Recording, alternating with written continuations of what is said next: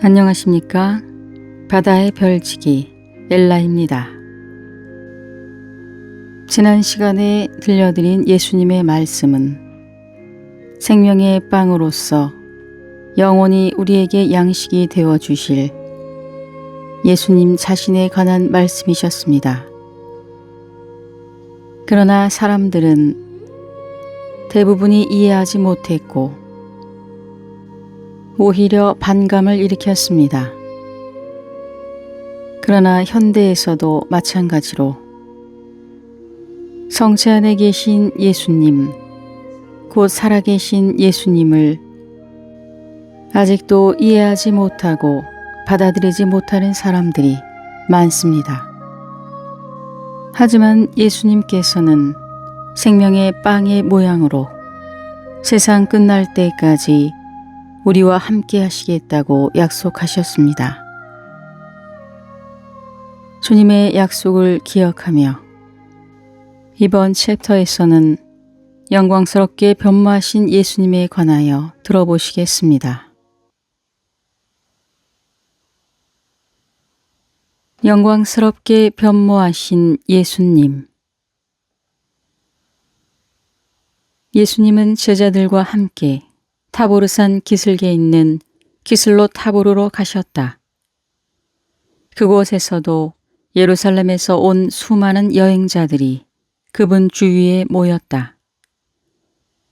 예수님은 가르치고 병자들을 고치셨고 오후에는 제자들을 산 주변 여러 곳으로 보내 그들을 가르치고 병자들을 치료하도록 하셨다.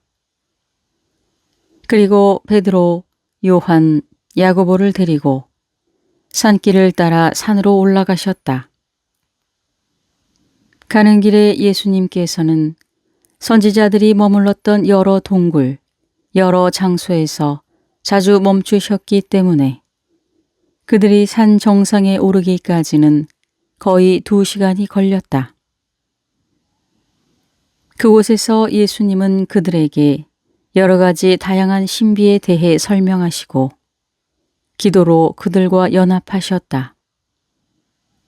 그들은 먹을 것을 전혀 준비하지 않았는데 예수님께서 그들이 넘쳐 흐르도록 만족할 것이라고 말씀하시며 어떤 것도 가져오지 말라고 금지했기 때문이다.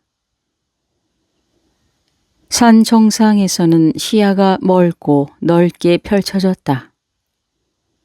그곳에는 성벽과 나무로 둘러싸인 넓은 열린 공간이 있었고 땅은 향기로운 식물과 꽃으로 덮여 있었다. 바위 속에서는 맑고 반짝이는 차가운 물이 쏟아졌는데 예수님과 제자들은 발을 씻고 기분을 새롭게 했다. 그런 다음 예수님은 그들과 함께 바위 뒤 동굴로 가셨는데 그곳은 마치 예수님이 자주 물러나 기도하시는 올리브산의 동굴과 같았다. 예수님은 여기서 그분의 가르침을 계속하셨다. 그분은 무릎을 꿇고 기도하는 것에 대해 말씀하시며 앞으로는 손을 높이 들고 간절히 기도해야 한다고 그들에게 말씀하셨다. 그분은 또한 우리 아버지 기도에 대해 가르치셨는데 그들은 반원형으로 그분 주위에서 반쯤 무릎을 꿇고 시편 9절을 낭송했고 예수님은 그들 맞은편에서 무릎을 꿇고 바위에 기댄 채 때때로 그들이 기도하기를 멈추도록 하고 창조와 구속의 신비에 대해 심오하고 감미로운 놀라운 가르침을 주셨다. 그분의 말씀은 매우 자비로웠으며 제자들은 완전히 말씀에 취했다. 예수님은 가르침을 시작하면서 제자들에게 그분이 누구인지 보여주실 것이라고 말씀하시며 그분의 적들이 그분을 조롱하고 박해할 때 그리고 그분이 모든 영광을 빼앗긴 채 죽임을 당하는 것을 보게 될 때 그들의 믿음이 흔들리지 않도록 그들이 영광 중에 계시는 그분의 모습을 보아야 한다고 말씀하셨다. 예수님의 말씀이 너무나 감동적이었기 때문에 사도들은 해가 지고 어두워진 사실도 잊었는데 그분의 빛이 점점 더 밝아지며 천사들이 나타나 그분 주위를 맴돌았다. 베드로는 그들을 보자 예수님의 말씀을 가로막으며 질문을 했다. 주님, 이것이 무슨 뜻입니까? 예수님은 대답하셨다. 그들이 나를 시중든다. 베드로는 놀라서 그의 두 손을 앞으로 뻗으며 외쳤다. 주님, 저희가 여기 있지 않습니까? 저희가 주님께 모든 일에 시중들 것입니다. 예수님은 다시 가르치기 시작하셨고 천사의 발현과 함께 감미로운 향기 그리고 천상의 기쁨과 만족이 번갈아가며 사도들 위에 넘쳐 흘렀다. 그러는 동안 예수님은 점점 더 강렬하게 빛으로 빛나 투명하게 되셨다. 밤의 어둠 속에서 그들 주위는 너무나 환하게 밝아져서 마치 햇빛 아래에 있는 것처럼 녹색 풀 위에 있는 각각의 작은 식물도 구별할 수 있었는데 세 사도는 너무나 빛에 스며들고 매료당해 머리를 가리고 땅에 엎드린 채 누워 있었다. 밤 12시가 되자 나는 이 영광이 최고조에 달하는 것을 보았는데 천국에서 땅으로 이어지는 빛나는 길이 나타났다. 그리고 그 길 위에는 다양한 천사의 영혼들이 계속해서 움직이며 성가를 부르고 있었다. 일부 천사들은 작지만 완전한 형태였으며 또 일부는 그저 눈부신 빛에서 엿보는 얼굴만 보일 뿐이었고 일부는 사제의 복장을 했으며 다른 일부는 용감한 전사처럼 보였다. 그들 각자는 서로 다른 특별한 특성이 있었는데 각자 독특한 상쾌함, 능력, 기쁨, 그리고 빛을 발산했다. 그들은 끊임없이 행동하고 끊임없이 움직이고 있었다. 사도들은 황홀경에 휩싸인 상태로 얼굴을 땅에 대고 엎드려 있었는데 그때 나는 빛 속에서 세 명의 빛나는 형상이 예수님께 다가오는 것을 보았다. 그들은 완전히 자연스럽게 다가왔는데 밤의 어둠으로부터 눈부시게 빛나는 곳으로 걸어가는 사람의 모습과 같았다.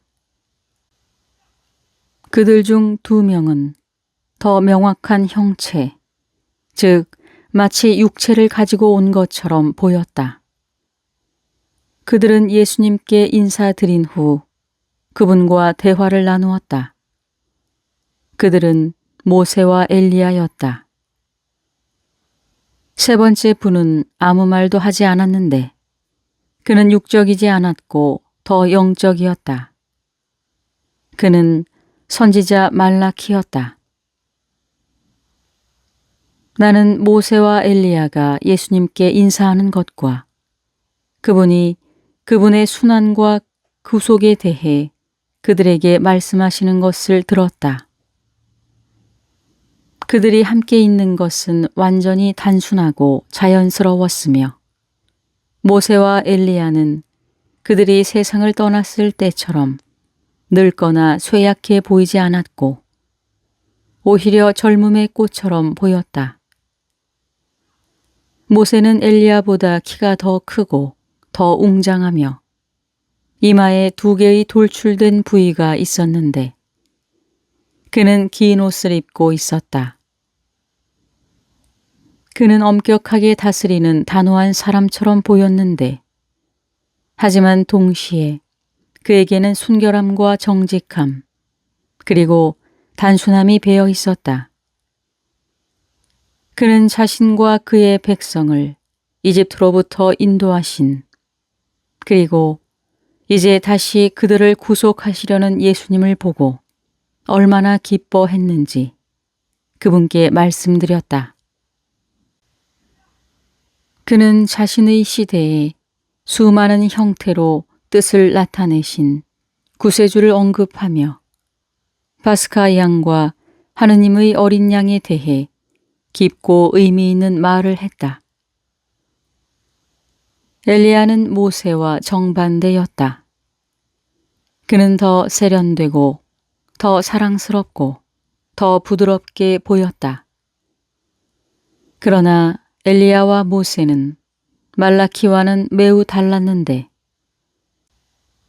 그들의 형체와 얼굴에는 어떤 인간적인 것이 있었고 하물며 그들 사이에는 가족적인 유사성마저 느껴졌다. 하지만 말라키는 상당히 다르게 보였다. 그의 외모에는 어떤 초자연적인 것이 있었다. 그는 능력과 고요함을 소유한 천사처럼 보였고 더 영적이었다. 예수님은 현재까지 그분이 견디어내신 고난, 그리고 아직도 그분을 기다리고 있는 모든 고난에 대해 그들과 함께 말씀을 나누셨다. 그분은 그분의 순환에 대해 요점별로 자세히 설명했다. 엘리야와 모세는 자주 그들의 감정을 표현했는데 그들의 말은 동정과 위로, 구세주에 대한 경외심, 그리고 하느님에 대한 끊임없는 찬양으로 가득했다. 그들은 예수님이 말씀하시는 신비에 대해 끊임없이 말했고 영원부터 그분이 그분의 백성들에게 베푸신 자비에 대해 하느님을 찬양했다. 말라키는 침묵을 지켰다. 사도들은 고개를 들고 예수님의 영광을 오랫동안 바라보았고 모세와 엘리야와 말라키도 바라보았다. 예수님은 그분의 순환을 설명하실 때 십자가에서 영광 받으시는 장면 중 사람의 아들도 그와 같이 들림 받을 것이다 고 말씀하시면서 팔을 펴셨다.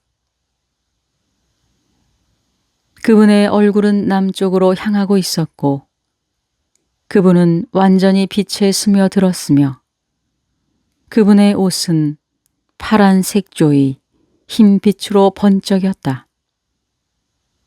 그분과 선지자들, 세 사도 모두가 공중에 들려 있었다. 그리고 이제 선지자들은 예수님에게서 물러갔고 엘리야와 모세는 동쪽으로, 말라키는 서쪽으로 어둠 속으로 사라졌다.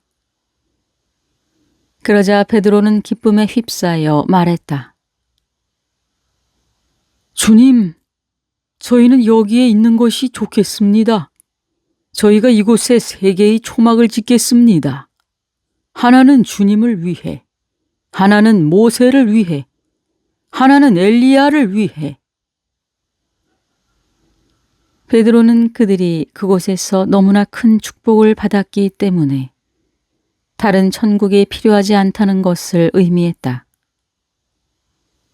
그의 초막이란 말에서 거룩한 자들이 거하는 안식과 명예의 장소를 의미했다. 그는 자신이 무슨 말을 하는지 알지 못한 채 황홀경 상태에서 기쁨으로 정신없이 이것을 말했다. 그들이 평상시의 깨어있는 상태로 돌아왔을 때 하얀 빛의 구름이 초원 위에 떠오르는 아침 이슬처럼 그들에게 내려왔다. 나는 예수님 위에서 하늘이 열리고 성부 하느님의 보좌에 앉아 계시는 지극히 거룩하신 삼위일체의 환상을 보았다. 그분은 연로한 신부처럼 보였고 그분의 발밑에는 천사들과 천상의 인물들이 모여 있었다. 빗줄기가 예수님에게 내려왔고 사도들은 감미롭고 부드러운 한숨과 같은 소리가 이렇게 선언하는 것을 들었다. 이는 내가 기뻐하는 자요, 나의 사랑하는 아들이다. 너희는 그의 말을 들어라. 두려움과 떨림이 그들에게 엄습했다. 자신들의 인간적인 연약함과 그들이 본 영광에 압도된 그들은 땅에 엎드렸다. 그들은 성부 하느님께서 방금 증거하신 예수님 앞에서 전율했다. 그러자 예수님이 그들에게 가셔서 안수하며 말씀하셨다. 일어나라. 두려워하지 말라. 그들은 일어나 예수님을 바라보았다. 이제 새벽 3시경이 되었다. 회색 새벽이 하늘에서 반짝거리고 있었고 습기 찬 수증기가 산기슭 주변에 매달려 있었다. 예수님은 압도되어 잠잠한 사도들에게 그들의 믿음을 굳건히 하여 그들이 세상의 죄로 인해 악인들의 손에 넘겨지는 그분을 보게 될 때 흔들리지 않도록 하기 위해 또 그들이 그분께서 굴욕을 당하시는 것을 목격하고 추문에 휩싸이지 않도록 하기 위해 그리고 그때에 그들이 믿음이 약한 형제들에게 힘을 줄 수 있도록 하기 위해 사람의 아들이 변모하시는 것을 보도록 허락하셨다. 그분은 하느님으로부터 깨달음을 받아 그분의 신성의 신비를 꿰뚫은 첫 번째 제자이며 그분 자신의 교회를 건설할 바위라고 말씀하셨던 베드로의 믿음을 다시 한번 언급했다. 그런 다음 그들은 다시 기도로 연합했고 아침 햇살을 받으며 산의 북서쪽으로 내려갔다. 그들이 내려가는 동안 예수님은 일어난 일에 대해서 말씀하시며 사람의 아들이 죽음에서 부활할 때까지 그들이 본 환상을 아무에게도 말하지 말아야 한다고 제자들에게 각인시켰다. 이 명령을 받은 그들은 예수님과 함께하며 더 조심스럽고 더 경건하게 되었고 너희는 그의 말을 들어라는 말씀 때문에 그들은 과거의 의심과 믿음의 부족을 슬픔으로 뉘우쳤다. 그러나 날이 밝아지고 계속 산을 내려오면서 그들이 받은 놀라운 느낌은 사라지기 시작했고 그들은 예수님이 말씀하신 사람의 아들이 죽은 자 가운데에서 부활할 때까지 라는 표현에 놀라워하며 서로에게 그게 무슨 뜻일까 하고 물었다. 귀머거리 악령을 쫓아내신 예수님. 그들이 산기슭에 도착하기 전에 사람들이 벌써 병자들과 함께 찾아오자 예수님은 그들을 치료하셨는데 그분의 모습에 특별하고 초자연적이며 영광스러운 무언가 있었기 때문에 사람들은 큰 경외심을 느꼈다. 산 아래로 조금 더 내려가자 그분이 전날 주변으로 제자들을 보냈던 많은 사람들과 여러 율법 학자들이 모여 있었다. 이 사람들은 축제를 마치고 집으로 돌아오는 길이었다. 그들은 제자들을 만나 그곳에 와서 예수님을 기다리고 있었다. 예수님은 그들과 제자들이 어떤 종류의 논쟁을 벌이고 있는 것을 보았다. 그들이 예수님을 인식하고 인사를 드리기 위해 앞으로 나아왔는데 그분의 영광의 빛이 여전히 그분 주위에 있었기 때문에 그들은 그분의 모습에 놀라워했다. 제자들은 평소보다 더 진지하고 더 조심스럽게 예수님을 따르는 새 사도들의 태도를 보고 놀라운 일이 그분에게 일어났을 것이라고 추측했다. 예수님께서 논쟁의 주제에 대해 물으시자 한 남자가 군중에서 나와 예수님 앞에 무릎을 꿇으며 그의 외아들을 도와달라고 간청했다.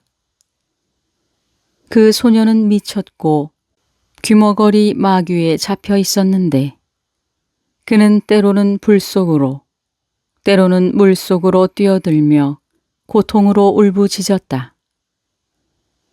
아버지는 그를 제자들에게 데려갔지만 제자들은 그를 도와줄 수 없었고 이것은 이제 그들과 율법 학자들 사이에 논쟁의 쟁점이 되었다. 예수님은 그들에게 말씀하셨다. 오, 믿지 않고 삐뚤어진 세대여. 내가 너희와 얼마나 오래 있어야 하겠느냐? 얼마나 오래 너희를 참아주어야 하겠느냐? 그리고 그분은 아이의 아버지에게 그 소년을 데려오라고 명령했다. 아버지는 이제 소년을 손으로 이끌고 왔는데 그리로 왔을 때에는 그는 소년을 양처럼 목에 둘러매고 왔다. 아이는 9살에서 10살 정도 되어 보였다. 그는 예수님을 보자마자 무섭게 자신을 찢기 시작했고 마귀는 그를 땅에 던지고 그는 공포로 비틀고 꼬며 그의 입에서는 거품이 쏟아졌다. 그러나 예수님이 그에게 조용하라고 명령하자 그는 가만히 누워 있었다. 그런 다음 그분은 아버지에게 소년이 이런 식으로 얼마나 오랫동안 고통을 겪었는지 물었다. 그는 말했다. 어린 시절부터입니다. 만약 하실 수 있다면 우리를 도와주십시오. 우리에게 자비를 베풀어 주십시오. 예수님께서는 말씀하셨다. 그대가 믿을 수 있다면 믿는 자에게는 모든 것이 가능하기 때문이다. 그러자 아이의 아버지는 울며 외쳤다. 주님, 저는 믿습니다. 주님께서 저의 불신을 도와주십시오. 큰 소리로 외치는 이 말이 떨어지자 거리를 두고 소심하게 서 있던 사람들이 다가왔다. 예수님은 위협적인 태도로 소년을 향해 손을 들고 말씀하셨다. 귀머거리 불결한 영아, 내가 너에게 명령하노니 그에게서 나가고 다시는 그에게 돌아오지 말라. 그 악한 영은 소년의 입을 통해 무섭게 외치면서 그를 격렬하게 경련시키고 나갔는데 그는 죽은 사람처럼 창백해져서 움직이지 않고 있었다. 그들은 그의 의식을 회복시키려고 헛되이 노력했고 군중 가운데 많은 사람들이 저 아이는 죽었다. 그 애는 정말 죽었다. 라고 외쳤다. 그러자 예수님은 그를 손으로 잡고 기쁨으로 일으켜 세우시고 몇 가지 훈계를 하며 아버지에게 돌려주었다. 그러자 아버지는 눈물과 찬미로 예수님께 감사를 드렸고 이를 본 모든 사람들은 하느님의 위엄을 축복했다. 그런 다음 예수님은 제자들과 함께 길을 가셨는데 도중에 그분의 변모의 증인이었던 사도들은 주님에게 다가가 사람의 아들이 죽음에서 부활할 때까지 라는 말에 대해 물으며 말했다. 서기관들은 정말로 부활하기 전에 엘리야가 다시 와야 한다고 말합니다. 예수님은 대답하셨다. 엘리야가 참으로 와서 모든 것을 회복해야 한다. 그러나 내가 말하노니 엘리야는 이미 왔다. 하지만 그들은 그를 알지 못했고 기록된 대로 그들의 마음속에 있는 것을 그에게 행했다. 그러므로 사람의 아들도 그들에게 고통을 당할 것이다. 예수님은 다른 몇 가지를 말씀하셨는데 사도들은 그분이 세례자 요한에 대해 말하고 있음을 이해했다. 모든 제자들이 다시 예수님에게 모였을 때 그들은 왜 자신들에게는 그 귀머거리 소년을 마귀로부터 해방시키는 능력이 없었는지 그분에게 여쭈어 보았다. 예수님께서는 대답하셨다. 그것은 너희의 불신 때문이다. 진실로 내가 너희에게 말하노니 만일 너희가 겨자씨 한 알과 같은 믿음을 가지고 있다면 이 산에게 여기서 저리로 옮겨가라고 말하면 그것은 옮겨갈 것이다. 너희에게 아무것도 불가능한 것이 없을 것이다. 그러나 이런 종류는 기도와 금식이 아니면 쫓겨나가지 않는다.